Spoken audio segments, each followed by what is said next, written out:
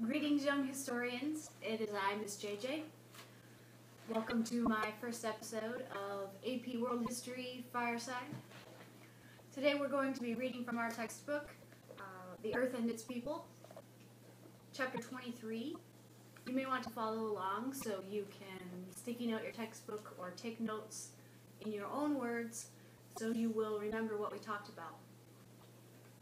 Chapter 23 is about one of my favorite subjects, revolutionary changes in the Atlantic world, 1755 to 1850. So let's see what we're going to find out. On the evening of August 14th, 1791, more than 200 slaves and black freedmen met in secret in the plantation district of northern Saint Domingue, which is present-day Haiti, to set the date for an armed uprising against local slave owners. Although the delegates agreed to delay the attack for a week, violence began almost immediately. During the following decade, slavery was abolished, military forces from Britain and France were defeated, and Haiti achieved independence. And remember, we're talking about the next decade in Haiti, not the United States, where slavery is still going very strong in 1791. This meeting was provoked by news and rumors about revolutionary events in France that had spread through the island's slave community. Events in France had also divided the island's white population into competing camps of royalists, who were supporters of King Louis XVI, and Republicans, who were supporters of democracy, a notion that they had taken from the recent revolution in America.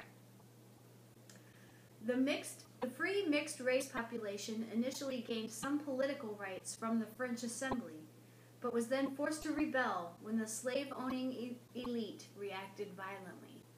So those who are in favor of keeping slavery in Haiti react, and a rebellion begins between those who are interested in slaveholding and those who are against it. Among those planning the insurrection was a black freedman named Francois Dominique Toussaint. He proved to be one of the most remarkable representatives of the Revolutionary era, later taking the name Toussaint l'Inventeur. He organized the rebels into a potent military force, negotiated with the island's royalists and republican factions, and with representatives of Great Britain and France, and wrote his nation's first constitution. So this is the man responsible for Haiti's first constitution. Commonly portrayed as a fiend by slave owners throughout the Western Hemisphere, Toussaint became, for slaves, a towering symbol of resistance for oppression.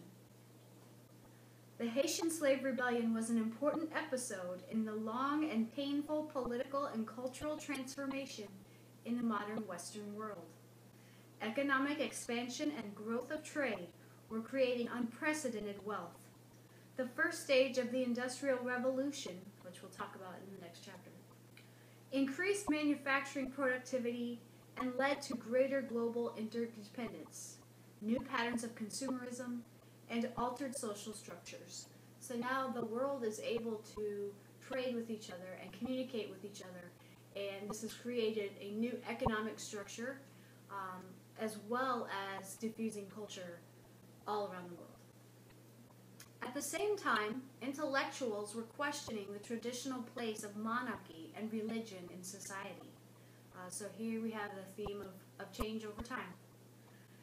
An increasingly powerful class of merchants, professionals, and manufacturers, created by the emerging economy, provided an audience for these new intellectual currents and began to press for a larger political role. This revolutionary era turned the Western world upside down. The Ancien Régime, the French term for Europe's old order, rested on medieval principles. Politics dominated by powerful monarchs, intellectual and cultural life dominated by religion, and economics dominated by a hereditary agricultural elite. In the West's new order, politics was opened to vastly greater participation, science and secular inquiry took the place of religion in intellectual life, and economies were increasingly opened to competition. This radical transformation did not take place without false starts and temporary setbacks. Doesn't come easy. Change is not easy. Imperial powers resisted the loss of their colonies, kings did. Monarchs and nobles struggled to retain their ancient privileges, and the church fought against claims of science. Of course, the church does not want to lose their credibility because they then lose membership and ergo lose dollars. Revolutionary steps forward were often matched by reactionary steps backward. The liberal and nationalist ideals of the 18th century revolutionary movements were only imperfectly realized in Europe and the Americas in the 19th century. So it'll be the 1800s before we start to see people really embracing the ideas of democracy and a capitalist economy. Despite setbacks, belief in national self-determination and universal suffrage and a passion for the social justice continued to animate reformers into the 20th century. As you read this chapter, ask yourself the following questions. How did imperial wars among European powers provoke revolution? So how does the battle for colonies, for territory, and for products, for trade, lead to revolution? In what ways were the revolutions expanded? In what ways were the revolutions expanded literature? In what ways were revolutions expanded literacy and new political ideas linked? So, from the revolution comes publications, and how do those publications spur new political ideas? How did revolution in one country help to incite revolution elsewhere? This is interesting. We're going to talk about how what was happening in America inspires what happens in France, and the notion of democracy sort of spreads. Why were the revolutions in France and Haiti more violent than the American Revolution? All right. Prelude to the Revolution, the 18th century crisis. In large measure, the cost of wars fought among Europe's major powers over colonies and trade precipitated the revolutionary era that began in 1775 with the American Revolution. Britain, France, and Spain were the central actors in these global struggles, but other imperial powers were affected as well. Unpopular and costly wars had been fought earlier and paid for with new taxes, but changes in the Western intellectual and political environments led to a much more critical response. Any effort to extend the power of a monarch or impose new taxes now raised questions about the rights of individuals and the authority of political institutions. And particularly with the United States, the idea that what was happening in England and what the king was doing in response to England's problems was not applicable to what was happening on the other side of the pond, if you will, which really starts to spark these ideas about I'm not being properly represented based on my circumstance. The rivalry among European powers intensified in the early 1600s when the newly independent Netherlands began an assault on the American and Asian colonies of Spain and Portugal. The Dutch attacked Spanish treasure fleets in the Caribbean and Pacific and seized parts of Portugal's colonial empire in Brazil and Angola. Europe's other emerging sea power, Great Britain, also attacked Spanish fleets and seaports in the Americas. By the end of the 17th century, expanding British sea power had checked Dutch commercial and colonial ambitions and ended the Dutch monopoly of the African slave trade. So if you read previous chapters, and I hope you did, there was discussion about the Dutch East India Company, and their role in the slave trade. So here you're starting to see the end of that. As Dutch power ebbed, Britain and France began a long struggle for political preeminence in Western Europe and for territory and trade outlets in the Americas and Asia. Both the geographic scale and the expense of this conflict expanded during the 18th century. Nearly all of Europe's great powers were engaged in war of the Spanish Succession, which happened from 1701 to 1714. War between Britain and Spain, begun in 1739 over smuggling in the Americas, quickly broadened into a generalized European conflict. The War of the Austrian Succession, 1740 to 1748. So this precedes the American Revolution by about 30 years. Conflict between French and English settlers in North America then helped ignite a long war that altered the colonial balance of power. When Britain finally won the 7 Years' War, 1756 to 1763, which is known as the French and Indian War in America, it not only gained undisputed control of North America east of the Mississippi River, but also forced France to surrender most of its holdings in India. The enormous costs of these conflicts distinguished them from earlier wars. Traditional taxes collected in traditional ways no longer covered the obligations of the government. So the king, in his several military engagements, is outspending what he has available for military expense. For example, at the end of the 7 Years' War in 1763, Britain's war debt had reached 137 million pounds. That's debt, so in the red. Although Britain's total budget before the war had averaged only 8 million pounds, annual interest on the war debt alone came to exceed 5 million pounds. Even as European economies expanded because of increased trade and the early stages of the Industrial Revolution, fiscal crisis overtook one European government after another. So there's lots of trade going on.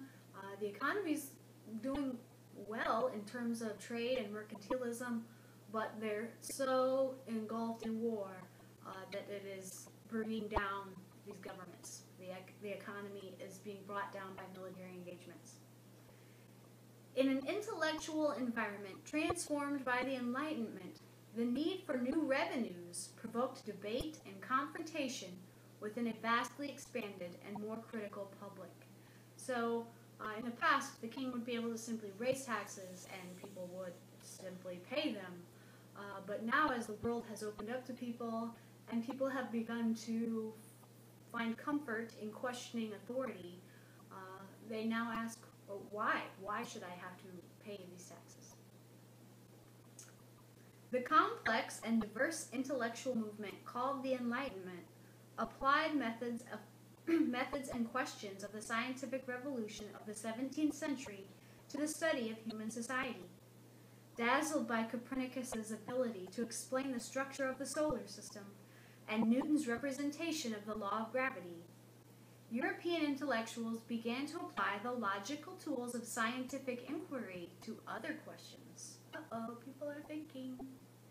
Some labored to systemize knowledge or organize reference materials. For example, Carolus Linnaeus, a Swedish botanist, known by the Latin form of his name, sought to categorize all living organisms, and Samuel Johnson published a comprehensive English dictionary with over 40,000 definitions. In France, Denis Diderot worked with other Enlightenment thinkers to create a compendium of the human knowledge, a 35-volume encyclopedia. People are beginning to gather data. And think about it. Other thinkers pursued lines of inquiry that challenged long-established religious and political institutions. Some argued that if scientists could understand the laws of nature, then surely similar forms of disciplined investigation might reveal laws of human nature. Others wondered whether society and government might be better regulated and more productive if guided by science rather than by hereditary rulers and the church. These new perspectives and the intellectual optimism that fed them were to help guide the revolutionary movements of the late 18th century. Again, the theme is, it's okay to ask questions. The English political philosopher John Locke argued in 1690 that governments were created to protect life, liberty, and property, and that people had the right to rebel when a monarch violated these natural rights. So this is a very important concept, John Locke's natural rights, what we refer to frequently as inalienable rights. They are a given. Locke's closely reasoned theory began with the assumption that individual rights were the foundation of civil government. In The Social Contract, published in 1762, the French-Swiss intellectual Jean-Jacques Rousseau asserted that the will of the people was sacred and that the legitimacy of the monarch depended on the consent of the people. So this is an interesting concept by Rousseau. He's saying you are only the king because we allow you to be. And if we do not will you to be the king, then you are not. Although both men, Rousseau and Locke, believed that the government rested on the will of the people rather than divine will, so an order from God, Locke emphasized the importance of individual rights, and Rousseau envisioned the people acting collectively because of their shared historical experience. All Enlightenment thinkers were not radicals. Like Rousseau, there was never a uniform program for political and social reform, and the era's intellectuals often disagreed about principles and objectives. The Enlightenment is commonly associated with hostility toward religion and monarchy, but few European intellectuals openly expressed Republican or atheist sentiments. You certainly do not, in this time period, go out in the street and deny the existence of God. That's borderline taboo today and outright outrageous in that time period. You didn't do it. Social suicide. The church was most commonly attacked when it attempted to censor ideas or ban books. Critics of monarchical authority were likely to point out violations of ancient custom as to suggest democratic alternatives. Even Voltaire, one of the Enlightenment's most critical intellects and one of the era's greatest celebrities, believed that Europe's monarchs were likely agents of political and economic reform, and he wrote favorably of China's Qing emperors. So, the argument is not that emperors or kings are bad. The argument is that the people will them to be their leader, and if they are going to be a good leader, then they need to recognize the rights of the people. Indeed, sympathetic members of the nobility and reforming European monarchs, such as Charles III of Spain, Catherine the Great of Russia, Joseph II of Austria, and Frederick the Great of Prussia, actively sponsored and promoted the dissemination of new ideas, providing patronage for many intellectuals. They recognized that elements of the Enlightenment critique of the ancient regime buttressed their own efforts to expand royal authority at the expense of religious institutions. Goals such as the development of national bureaucracies staffed by civil servants selected on merit, the creation of national legal systems, and the modernization of tax systems united many of Europe's monarchs and intellectuals. So they're trying to work together to form fair systems while still being ruled. Monarchs also understood that the era's passion for science and technology held the potential for fattening national treasuries and improving economic performance. So there's a correlation between allowing people a little bit of freedom and financial and political gain, growing in power. The periodicals disseminating new technologies often gained the patronage of these reforming monarchs.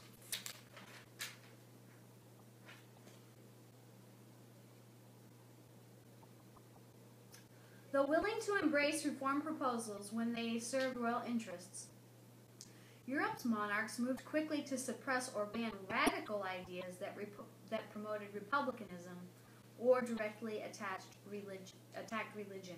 So you're allowed freedom to an extent, but at the point that you start to question the ultimate authority of The monarch, no good.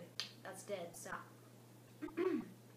However, too many channels of communication were open to permit a thoroughgoing suppression of these ideas. Floodgates are open. The printing press has been invented. You can now spread ideas whether the monarch likes it or not. There's no stopping it. In fact, censorship tended to enhance intellectual reputations, and persecuted intellectuals generally found patronage in the courts of foreign rivals. So, two things. One, if the king is mad at you, that makes you more interesting. It's like Twitter drama, only without the Twitter. And also, if you had done something to offend your ruler, another ruler in another country may see that as an opportunity and invite you into their court. Many of the major intellectuals of the Enlightenment maintained an extensive correspondence with each other, as well as with political leaders. This communication led to numerous first-hand contacts among the intellectuals of different nations, and helped to create a coherent assault on what was typically called the ignorance, beliefs, and values associated with the ancient regime.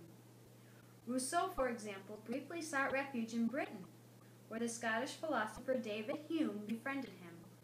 Similarly, Voltaire sought patronage and protection in England and later Prussia. So you see these revolutionary or Enlightenment thinkers in different countries staying in touch with each other, providing shelter to each other, and helping to disseminate each other's ideas. Women were instrumental in the dissemination of the new ideas, so here we have a change in gender role. In England, educated middle-class women purchased and discussed the books and pamphlets of the era. Some were important contributors to the intellectual life as writers and commentators, raising by example in argument the issue of the rights of women. Whoa, the rights of women. Who are these crazy ladies?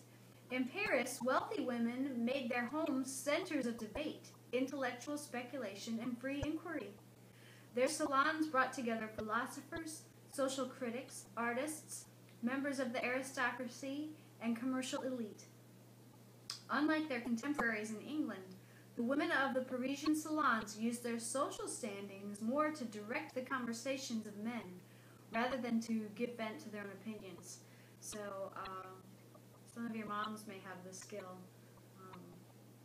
You can suggest things to your husband to make him think that it was his idea. That's what these ladies are up to. They're tricky. The intellectual ferment of the era deeply influenced the expanding middle class in Europe and the Western Hemisphere. Members of this class were eager consumers of books and the inexpensive newspapers and journals that were widely available in the 18th century. There's lots of stuff to read. This broadening of the intellectual audience overwhelmed traditional institutions of censorship. You just can't stop it. Scientific discoveries, new technologies, and controversial work on human nature and politics also were discussed in the thousands of coffee houses and tea shops opening in major cities and market towns. Many European intellectuals were interested in the Americas. Some Europeans continued to dismiss the New World as barbaric and inferior, but others used the idealized accounts of the New World to support the critiques of European society. So here we have a place to try out something new, perhaps. These thinkers looked to Britain's North American colonies for confirmation of their belief that human nature, unconstrained by the corrupted practices of Europe's old order, would quickly produce material abundance and social justice. More than any other American, the writer and inventor Benjamin Franklin came to symbolize both the natural genius and the potential of America.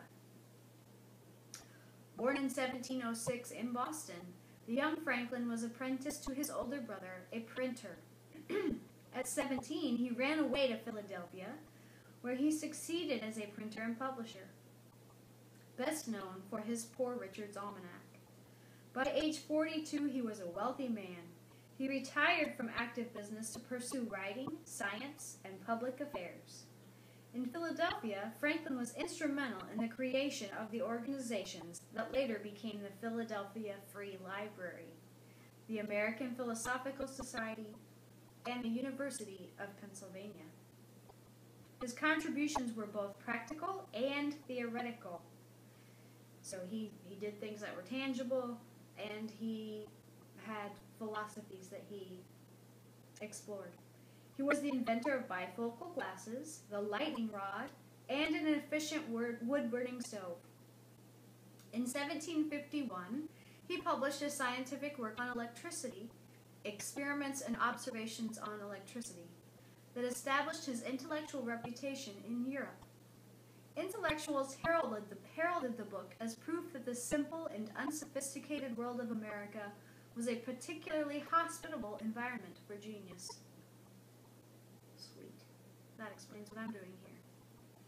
Franklin was also an important political figure.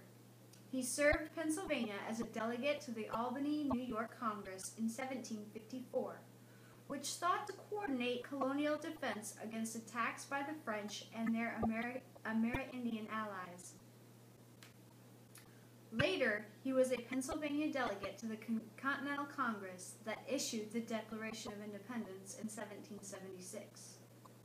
His service in England as a colonial lobbyist, and later as the Continental Congress's ambassador to Paris, allowed him to cultivate his European reputation. They loved Franklin in Paris. Franklin's wide achievement, witty conversation, and careful self-promotion make him a symbol of the era. In him, the Enlightenment's most radical project, the freeing of human potential from the inhibitions of inherited privilege, found its most agreeable confirmation. As Franklin's career demonstrates, the Western Hemisphere shared in the debates of Europe. New ideas penetrated the curricula of many colonial universities and appeared in periodicals and books published in the New World.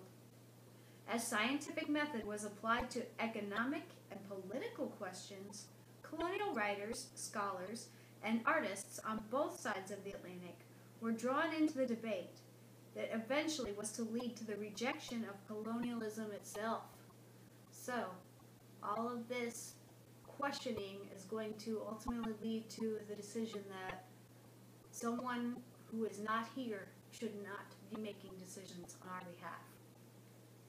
This radicalization of the colonial intellectual community was provoked by the European monarchies' effort to reform colonial policies.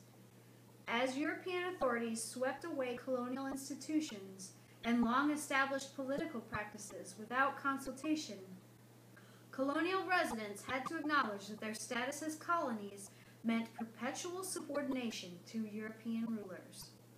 Perpetual subordination. I have to keep answering to these people who are far away, to this king who is far away, despite the fact that what he's doing doesn't work well for me. Among people compelled to recognize the structural dependence and inferiority, the idea that government authority ultimately rested on the consent of the governed was potentially explosive. While intellectuals and the reforming royal courts of Europe were embracing the rational and secular enthusiasms of the Enlightenment, most people in Western society remained loyal to the competing cultural values grounded in the pre-industrial past. Okay, that was a mouthful. Most people, not everyone is on the intellectual bandwagon. Okay, some people are just like in America today. They're doing their thing. They're not politically involved. They got their head in the sand. That's not for me. I'm just plugging along. These regionally distinct folk cultures were framed by the memory of shared local historical experience and nourished by religious practices encouraging emotional release. They emphasized the obligations that people had to each other and the local rather than national loyalties. So within a community, you identify what your needs are and you work together to take care of those needs, especially in a small town, for example. And so that was the priority of these people. They were worrying about their daily needs and not the bigger picture, not colonialism or the rights of man. Though never formally articulated, these cultural traditions compose a coherent expression of the mutual rights and obligations connecting people and their rulers. Rulers who violated the constraints of these understandings were likely to face violent opposition. So what that means is these people who have figured out what their daily needs are in the community are not worried necessarily about who is governing them until their daily needs are threatened, at which point they become very upset. In the 18th century, European monarchs sought to increase their authority and to centralize power by reforming tax collection, judicial practice, and public administration. Although monarchs viewed these changes as reforms, the common people often saw them as violations of sacred customs, and sometimes expressed their outrage in bread riots, tax protests, and attacks on royal officials. They got mad. These violent actions were not efforts to overturn traditional authority. They didn't want to do away with the system. They wanted to go back to what they had before. They were efforts to preserve custom and precedent. In Spain, the Spanish colonies, for example, protesting mobs commonly asserted the apparently contradictory slogan, "Long live the king, death to bad government." So I like the system, I just don't like what's happening in the system right now. They expressed loyalty and love of their monarch, while at the same time assaulting his officials and preventing the implementation of changes to long-established customs. Folk cultures were threatened by other kinds of reform as well. Rationalist reformers of the Enlightenment sought to bring order and discipline to the citizenry by banning or altering in form the numerous popular cultural traditions, such as harvest festivals, religious holidays, and country fairs, that enlivened the drudgery of everyday life. These events were popular celebrations of sexuality and individuality, as well as occasions where masked and costumed celebrants mocked the greed, pretension, and foolishness of government officials, the wealth, and the clergy. Hard drinking, gambling, and blood sports like cockfighting and bear baiting were all popular activities in this pre-industrial mass culture. Because these customs were viewed as corrupt and decadent by reformers influenced by the Enlightenment, government undertook efforts to substitute civic rituals, patriotic anniversaries, and institutions of self-improvement. These challenges to custom, like efforts of political reform, often provoked protest, rebellion, and riot.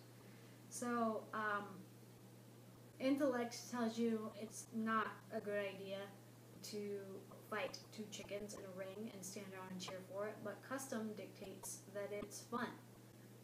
You can say the same for something, modern day example, dog fighting, okay? From a perspective of well-being of the animal, we realize now that that's not appropriate, but that is built into the custom of some people, and they haven't reached a level of enlightenment where they see otherwise. And so when you try to take that from them, there is an objection.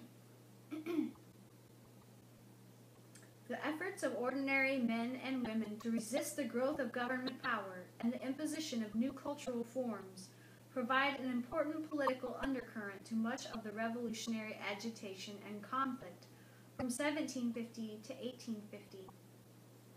Spontaneous popular uprisings and protests punctuated nearly every effort at reform in the 18th century. But these popular actions gained revolutionary potential only when they coincided with ideological divisions and conflicts within the governing class itself. In America and France, the old order was swept away when the protests and rebellions of the rural and urban poor coincided with the appearance of revolutionary leaders who followed Enlightenment ideals in the effort to create secular republican states. Likewise, a slave rebellion in Saint Domingue, Haiti, achieved revolutionary potential when it attracted the support of black freedmen and disaffected poor whites who had been radicalized by the news of the French Revolution. So what we have here, from a compare and contrast standpoint, two different groups of people with two entirely different agendas. One to maintain old culture, the other to bring in the Enlightenment and to further enlightened ideas, come together to rebel against the government. Different agenda, but wanting the same end result. We're going to stop there for now, and I will come back and pick up at the American Revolution in the next episode. Thank you for joining me.